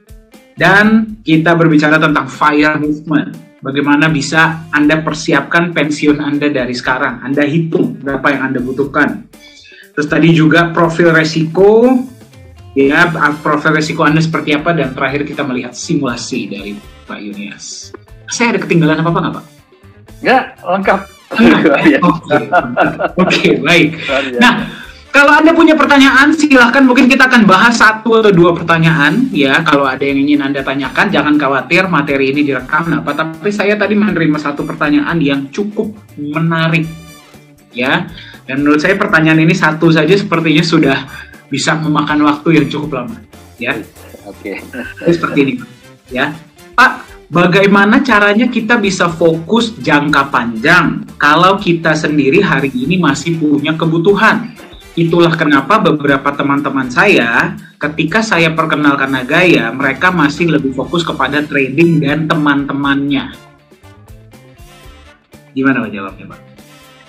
Oke, ya. Jadi kalau kita ambil model FIRE movement, ya ini kan sebuah komunitas ya, yang memang menyiapkan pensiun, bercita-cita untuk mandiri finansial ya. Mereka menetapkan sebuah gaya hidup di level tertentu, ya. Mereka mewujudkan itu dengan 2 cara kan. Yang pertama dengan mereka memangkas semua pengeluaran-pengeluaran mereka. Mereka mempertahankan pengeluaran tetap rendah, kecuali kalau ada dana darurat, kebutuhan darurat. Mau tidak mau, kalau belum ada dana darurat, ya sudah. Berarti ada bulan-bulan tertentu mereka nggak bisa potong itu penghasilan mereka, ya.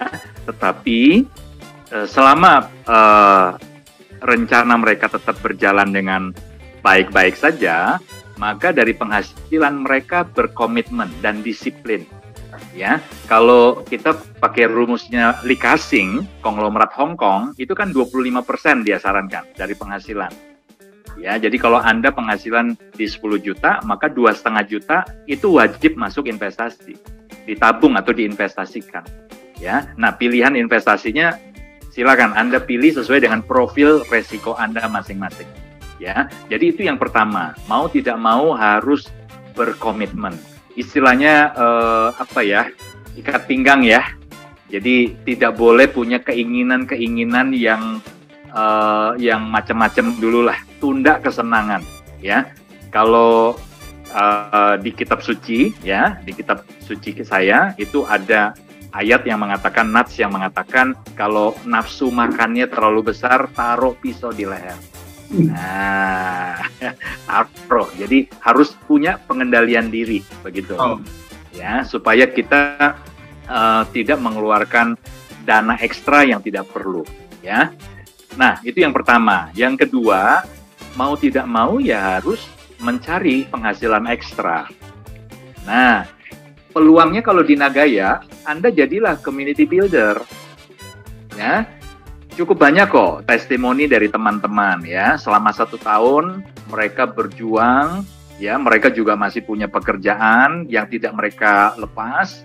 Tapi sementara mereka juga meluangkan waktu ya di luar jam-jam sibuk kerja mereka masih berbagi informasi tentang Nagaya.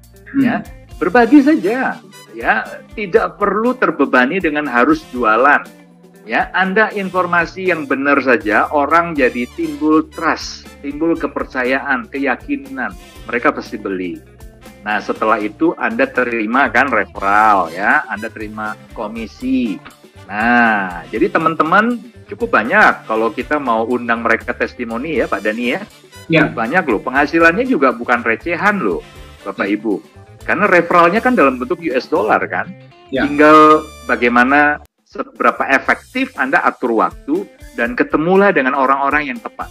Nah, itu kata kuncinya. Kalau Anda bisa ketemu orang-orang tepat, ya, maka mereka mungkin akan beli dalam jumlah yang cukup besar. Referralnya 5% dari US dollar yang dia belikan Nagaya, cukup besar.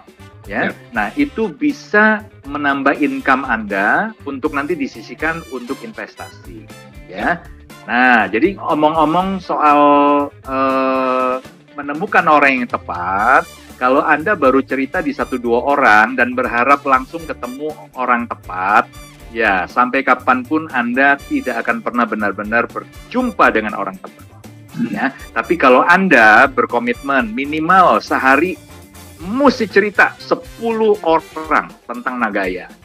Ya, yakinlah kalau 10 orang setiap hari, ya itu komitmen Anda. Anda ketemu dengan orang pertama cerita Nagaya tanpa beban ya, tanpa target harus jualan. Cerita aja. Pemahaman Anda, pengetahuan Anda semakin meningkat, cara Anda menjelaskan semakin efisien, semakin efektif. Ya, orang juga semakin bisa menemukan sisi-sisi aura positif Anda, keyakinan Anda nular, ya. Kalau setiap hari 10, hitung aja tuh, 1 bulan sudah berapa orang Anda ketemu. Maka, masa sih nggak ada 1%, 2% dari mereka yang dikategorikan sebagai orang tepat? Tapi sekali lagi ya, kalau Anda sudah Senin Kemis ceritanya, itu pun cuma dengan 1-2 orang saja, maka sulit untuk Anda bisa mewujudkan mimpi-mimpi Anda. Ya, jadi yang kedua, saran saya, mari cari penghasilan ekstra. Ya, apapun itu. Sebagai contohnya tadi, berpartisipasi sebagai community builder. Mungkin itu ya, Pak Dani. Oke, terima kasih Pak ya. Jawaban yang sangat komprehensif. Mungkin kalau boleh saya tambahkan ya Pak ya, ini ada beberapa statement yang sebenarnya saya dapat dari Profesor Jung ya ketika kita lagi meeting. Jadi seperti ini, kalau kita bertemu teman kita dan itu tidak ada salahnya ya, trading itu tidak ada salahnya. Ya, cuman saya biasa kalau saya bertemu dengan mereka, saya menyampaikan yang saya disampaikan oleh Profesor Jung. Yang pertama beliau bilang seperti ini, dan ini juga yang orang tua saya pernah bilang kepada saya ya. Dia bilang seperti ini Pak, kalau misalkan kita mau uang hari ini, kita kerja Pak, bukan investasi. Ya, kalau kita mau uang untuk masa depan, kita investasi bukan kerja. Ya, menurut saya itu cukup menarik Pak. Gara-gara kalau misalkan kita seperti ini loh, kita kerja, misalkan kita jualan, apapun yang kita jual, ya, atau apapun yang kita sharing kepada orang lain. Ya, kita kerja, kita jualan, kita dapat uang. Simple, ya, transaksi jual beli. Kita memberikan sesuatu yang bermanfaat bagi orang lain, kita dapat uang. Uang itu kita gunakan buat makan, kita gunakan buat kebutuhan kita sehari-hari. Ya, memang tantangannya di sini adalah kita mengurangi kebutuhan tersebut agar kita ketika kita bekerja, kita bisa kesampingkan uang tersebut untuk kita belikan sesuatu yang kita tutup mata lah, sesuatu yang bagus agar 5-10 tahun bisa memberikan kita benefit agar kita nggak perlu kerja terus. Ya, jadi kalau saya diajarkan sih apa ya, kalau saya butuhnya uang hari ini, ya saya kerja, gitu. Ya. Saya nggak investasi. Saya kerja yang bagus, apapun itu ya. Kerja itu bukan berarti harus kerja di perusahaan ya, bukan loh. Kerja itu berarti Anda melakukan transaksi. Anda jual sesuatu, Anda dapat uang. Ya kalau misalkan Anda bekerja di perusahaan kan sebenarnya Anda menjual juga. Anda menjual apa? Menjual waktu Anda kan? Menjual kapabilitas Anda, menjual ilmu Anda, menjual tenaga Anda untuk diberikan gaji atau uang. Ya, nah jadi apapun yang ingin Anda kerjakan, kalau memang yang Anda butuhnya uang hari ini, Anda kerja. Ya, tapi tantangannya adalah dari kerja tersebut kita kesampingkan seberapa persen berapa persen penghasilan kita untuk kita investasikan, kita belikan aset masa depan yang bisa nantinya menggantikan income kita agar kita bisa financial freedom. Tentu ya, silahkan dipilih aset yang baik dan benar. Ya, jadi itu yang pertama, Pak. Yang kedua adalah saya bisa tanya sama teman-teman saya, oke, you trading hari ini. Ya, mau sampai kapan? Ya, mau sampai kapan? Ya, kalau memang you mau melakukan itu selamanya, ya God bless you, ya silahkan. Ya, tapi kan nggak mungkin mau trading selamanya dong. Pasti akan ada suatu saat di mana you mau lepas dan you mau bisa melakukan apapun yang ingin Anda lakukan gitu loh. Iya nggak sih? Nah, kalau memang yang Anda inginkan adalah kebebasan, freedom, ya berarti Anda harus punya aset yang menghasilkan untuk Anda tanpa Anda harus di sana. Ya, sekali lagi trading tidak ada salahnya. Tidak ada salahnya. Trading itu ya sebenarnya jual beli. Tuh nggak sih? Trading itu sebenarnya jual beli, sama aja Anda kerja sebenarnya. Cuman mereka tidak menyadari bahwa sebenarnya mereka tuh kalau kita ngomong cash flow quadrant, ya trading itu ada di kuadran 2, self-employed, belum business owner loh. Ya, kalau kita mau jam ke kuadran kanan sebagai business owner atau investor, ya Anda harus investasi. Ya, tapi Anda juga harus menyadari nggak ada investasi jangka panjang bisa memberikan hasil besar dalam waktu yang cepat. Impossible. Ya, itu ya yang Pak Yohanes selalu ceritakan, waktu, resiko, dan profit. Kalau Anda mau yang profit besar, resiko kecil, ya pasti waktunya lama. Itulah yang dilakukan oleh Warren Buffett.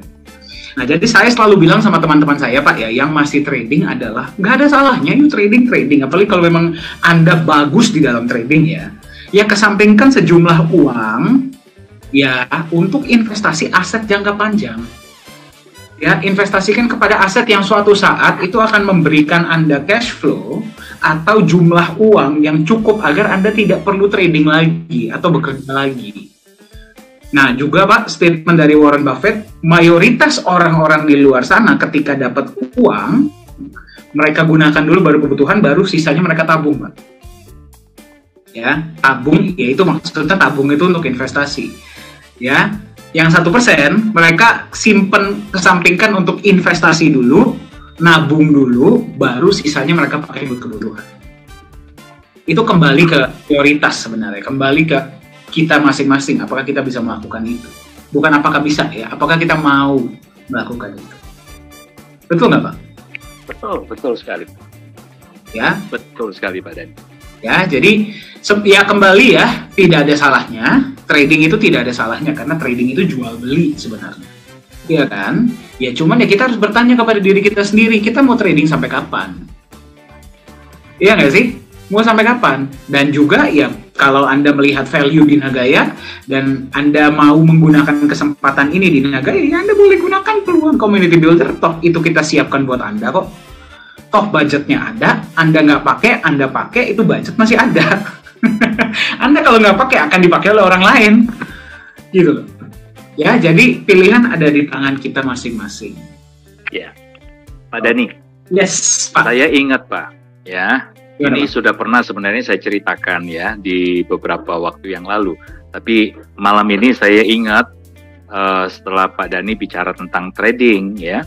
Jadi kalau dulu ini saya ingat pesan dari opa dan oma saya, opa lah ya. Jadi dari opa ini saya belajar bagaimana pentingnya kita menyisihkan dari hasil trading kita, dagang kita. Ya. Ya, jadi kalau opa saya ini kan dia dari pagi bangun itu sudah di meja di tokonya. Ya, dia atur karyawannya. Ya, ini toko bangunan, Pak. Ya, jadi setiap hari pasti di meja itu ya dia terima order, transaksi dan sebagainya. Ada karyawan yang bantu dia, ya. Nah, itu dia lakukan dari muda sampai dia tua, ya, sampai akhirnya diteruskan oleh paman saya, ya, anaknya atau paman saya. Dan paman saya sekarang melakukan pola yang sama, ya. Nah, yang menarik adalah beliau selalu kasih nasihat, ya, kalau ada uang belilah emas, ya, beli emas. Jadi suruh nabung emas. Ya, cuma saya ini cucunya yang bandel. Ya, saya ada uang, saya lebih beli Pizza Hut daripada beli emas, gitu loh. Sangat konsumtif saya. Ya, nah, tapi opa saya sebenarnya mengajarkan begitu. Jadi saya lihat paman saya dia punya tanah di mana-mana, Pak. Ya, dia punya emas, ya, tabungan, dan ada banyak investasi. Ya, nah kebalikan dengan orang zaman sekarang Pak Dhani, ya, kebanyakan hari ini justru jual aset untuk tanda kutip dagang, ya. Banget tuh, Pak. Celakanya dagang yang dimaksud ini adalah platform trading yang menjanjikan keuntungan 1% per hari itu, yang ujung-ujungnya scam. Bayangin, udah punya aset Pak. Udah punya aset. Kalau dulu opa saya bilang dagang, nabung, beli aset. Ya, entah tanah, entah emas, ya, dan investasi yang lain. Kalau sekarang kebalik, Pak. Ya, sudah ada rumah, sudah ada tanah, sudah ada emas, dijual semua masuk platform trading. Ya, jadi kalau kategori ini menurut saya sih bukan karena dia paham ya, Pak. Bukan karena paham trading, tapi lebih karena ikut tren, dan ujung-ujungnya trennya ini menjerumuskan.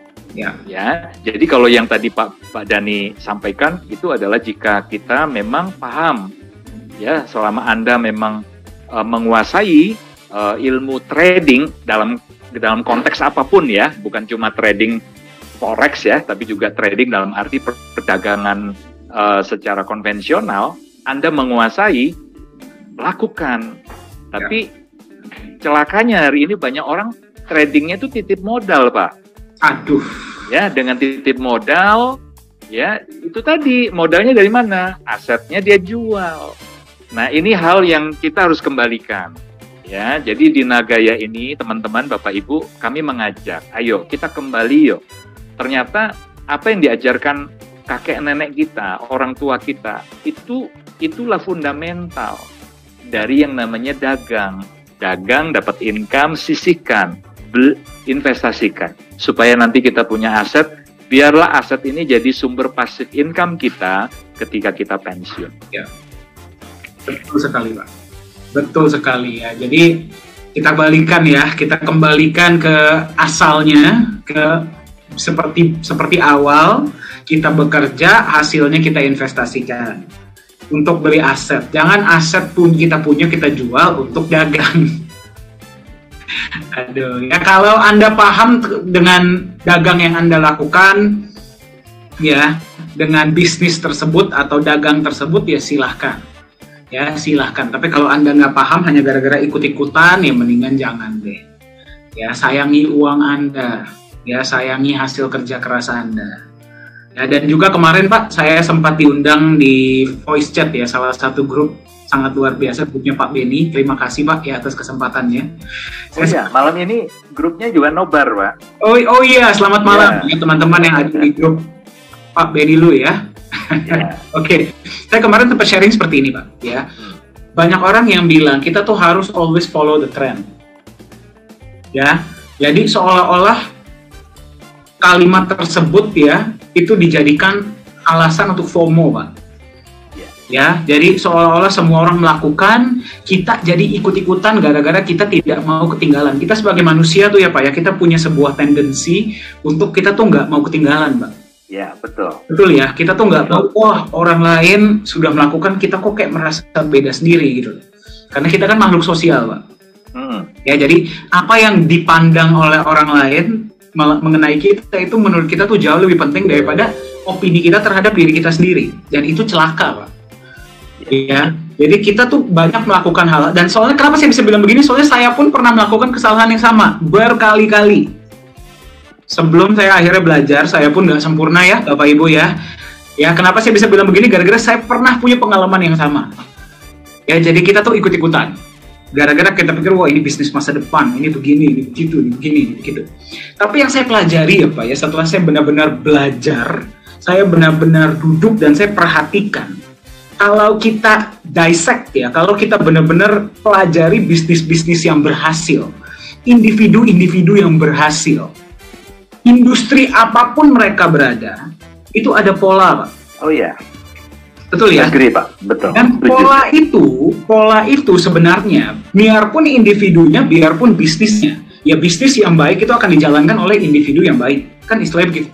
Nah, individu-individu ini punya pola. Pola itu Pak, kalau kita tarik benang merahnya sampai ratusan tahun yang lalu, bahkan ribuan tahun yang lalu, itu sama, Pak. Iya. Iya kan? Yes. Nah, polanya sama aja ya. Kita ngomong kejujuran, kita ngomong berpikir jangka panjang, kita ngomong integritas, kita ngomong memberikan manfaat, win-win solution. Sebenarnya itu aja Pak. Mau industrinya apapun, kalau dia nggak punya basic itu bisnis akan kolaps Pak. Pasti. Iya. Betul ya Pak ya? Betul sekali. Betul ya. Jadi kita nggak perlulah sampai ada tren apa kita ikutin. Sebenarnya ya kalau Anda mau melakukan itu silahkan. Ya, tapi Anda alokasikan dari misalkan dana yang Anda gunakan untuk investasi ya Anda alokasikan mungkin 5%. Kayak contohnya ada satu orang ya Pak ya, di Amerika dia itu bilioner. Ya, bilionernya Amerika namanya adalah Mark Cuban. Iya. Mark Cuban itu net worth-nya kalau nggak salah 5 miliar dolar atau 6 miliar dolar gitu. Dia bermain di kripto. Ya, dia mengakui, tapi itu hanya 5% dari total portofolio investasi dia. Ya. Portofolio investasi dia yang paling besar tetap tradisional, saham, bisnis, properti. Ya. Iya kan? Nah, jadi Anda bukannya berarti tidak boleh mengikuti tren. Ya, tren itu akan ada, tren itu akan hilang, tren baru akan muncul kembali. Tapi kalau Anda mau mencari pola-pola kesuksesan, pola tersebut pasti ya itu aja. Gak akan berubah kok. Ya itulah kenapa Pak, kalau misalkan kita mau memprediksi masa depan, kita harus melihat ke belakang Pak. Iya. Kita melihat ke belakang, kita pelajari polanya, kita bisa gunakan itu sebagai tolak ukur Pak untuk ke depannya Pak. Iya, betul. Bagaimana menurut Bapak? Oh iya, betul. Jadi itu sesuatu yang fundamental. Sesuatu yang fundamental biasanya dia kekal, ya. Jadi semua perubahan-perubahan karena teknologi juga semakin maju, ya, dan tentunya ada penemuan-penemuan yang lebih mutakhir, ya. Itu hanya casing. Ya. Tapi kalau kita bicara yang mendasari, kita bicara lah di dunia kerja yang dibutuhkan apa? Yang di dunia kerja selain etos kerja, integritas. Ya. Betul ya, kalau kita nggak punya etos kerja, kita nggak punya integritas, satu hari pasti akan tersingkir juga. Ya, nah pelajaran yang baru-baru ini terjadi ya di kepolisian, kita mencintai kepolisian kita. Ya, kita lihat ada yang namanya Rising Star kan, ada seseorang yang bintang 2 dengan usia termuda hari ini. Wah, itu dia punya masa depan luar biasa. Ya. Tetapi jatuh gara-gara apa? Gara-gara karakter kan. Ya. Dia punya karisma, dia smart, dia pintar, ya. Tapi karakternya itu yang membuat dia jatuh. Ya, dan kita bicara karakter ini fundamental. Nggak bisa gara-gara kita sekarang di industri cryptocurrency udah kita bilang yang penting performa, yang penting teknologi. Yang penting teknologi, gitu. Nggak penting yang fundamental, karakter gitu kan? Itu urusan belakangan lah. Nggak bisa. Yang penting teknologinya baru, teknologinya cepat, ya nggak? Ada waktu di mana yang cuma jualan itu tadi Pak, teknologinya, citranya, performanya, karismanya. Satu hari kita akan lihat akan berguguran. Sementara yang membangun fundamental, karisma, ya, integritas, konsistensi, transparansi, itu yang akan bertahan, itu yang akan melejit. Aduh, saya jadi Pak kalau misalkan sekarang, nah ini juga buat Anda ya, kalau ada yang bilang Nagaya kayaknya sistemnya jadul banget ya, terima kasih. Kita harus bilang terima kasih sama mereka. Kenapa? Gara-gara Nagaya ini dibangun atas fondasi perusahaan-perusahaan dan nilai-nilai yang sudah terbukti berhasil. Yes. Ya dong. Betul nggak? Anda lebih pilih ya rumah Anda misalkan mau bangun rumah nih, dibangun fondasinya dengan menggunakan ya memang sesuatu yang sudah terbukti berhasil ya, dengan arsitek dan apa namanya mandornya ya yang memang sudah biasa bangun rumah-rumah besar, atau Anda menggunakan arsitek dan mandor yang belum pernah bangun rumah sebelumnya. Ya, terserah Anda. Saya sih ya lebih pilih bayar lebih mahal dikit, rumah saya jadinya agak lama dikit Pak, tapi minimal saya kalau tidur tuh nyenyak Pak, tenang Pak. Iya, betul Pak Dani. Kalau kita bilang arsitek ya, rumah dibangun Pak. Ya toh, sebenarnya biaya terbesar dan waktu terbesar itu kan bangun fondasi Pak. Betul. Betul kan? Jadi kalau kita bangun fondasi, nggak ada ceritanya. Fondasi itu dibangun dengan dengan memperhatikan faktor estetikanya, apa itu nggak ada. Itu kan bukan sesuatu yang mau ditonjolkan, Pak. Ya. Tapi waktu dan biaya, ya bisa dikatakan 60-70% habis untuk itu. Apalagi kalau bangunannya bangunan pencakar langit, ya, katakan aja 30 lantai, 60 lantai. Itu sudah 60%, 70% biaya untuk itu, Pak. Nah, baru sisanya, Pak, ya, dibangun ke atas, itu boleh, semegah mungkin boleh, tapi itu hanya 30%, maksimal 40% dari cost, dari waktu. Nah, sama, di Nagaya juga, hari ini mungkin terkesan kita ini konvensional, kita lambat, ya, kita ini, dibilang old fashion lah. Tapi jangan salah, ada waktu di mana sisa waktu 30%, 40% terakhir. Nah, semua hal yang mutakhir, semua hal yang akan memunculkan potensi sesungguhnya Nagaya, itu baru kita akan munculkan, kita bangun, kita tunjukkan. Bukan begitu Pak Dani? Betul sekali Pak, betul Pak. Jadi kalau misalkan sekarang ya, bagi Anda yang sedang menyaksikan, tanya lebih baik mau yang baru, yang new, yang latest teknologi, atau mau yang jadul. Anda tanya balik, kamu pengen punya pohon jati atau pohon toge? Kalau saya pengen punyanya pohon jati gitu loh, agak lama tapi minimal akarnya tuh kuat. Mau ada hujan, mau ada badai, ya dia tetap bertahan kuat dan kokoh. Ya, kita nggak usah ngomongin yang lain ya Pak ya. Oke, baik Pak. Pembahasan hari ini keren banget Pak ya. Kita belajar banyak banget dari Pak Yunias. Terima kasih banyak. Sama-sama ya. Dari Pak Dani juga malam hari ini banyak insight yang luar biasa juga. Thank you. Saya hari ini nonton Pak ya. Saya sama seperti teman-teman kita yang sedang menyaksikan ya. Nah jadi bagaimana teman-teman, sesi hari ini bermanfaat? Coba saya mau lihat jempolnya. Siapa yang bilang sesi hari ini bermanfaat? Siapa saja? Oke, kalau semua bilang bermanfaat, sepertinya berarti kita mesti buat sesi seperti ini lebih sering nih, Pak. Gitu ya. Ya, setuju ya? Saya nggak bilang sesi ini loh ya, saya bilang sesi seperti ini. Ya, berarti nanti materinya baru akan lebih insightful, lebih informatif ya, karena kita mau Anda menjadi holder yang cerdas.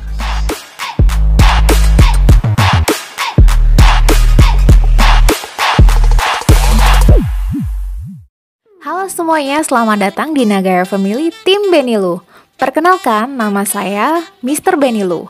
Bergabunglah bersama kami, Tim Benilu, the biggest team in Nagaya. Orang cerdas, pilih Nagaya. We are Nagaya Family, nagayakan Indonesia, viralkan Nagaya.